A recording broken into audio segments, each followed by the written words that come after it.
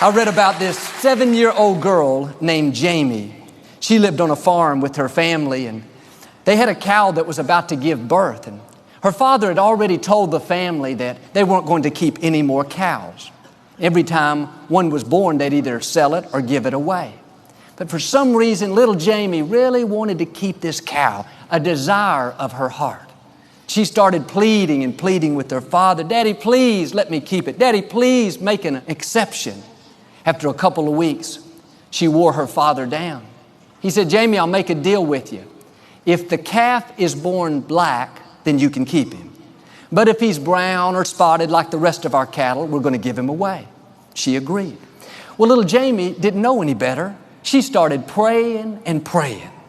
Every night before she went to bed, "God, I'm asking that this cow will be born black and that there won't be any doubt that he belongs to me." Now, most of us adults, we'd never pray anything like that. That's far out. That's kind of radical.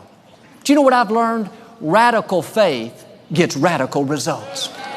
A couple of weeks later, the little calf was born. It was not only solid black, but right between its eyes, do you see it? There was a big J. Her name was Jemie. It's like God stamped it J. He was saying, "I'm going to make sure everybody knows this cow belongs to little Jemie."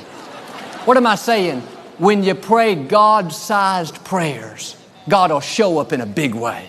He'll give you the desires of your heart. Are there dreams that you've talked yourself out of? Problems you're convinced you'll never overcome? Why don't you do like little Jemie? Take the limits off of God.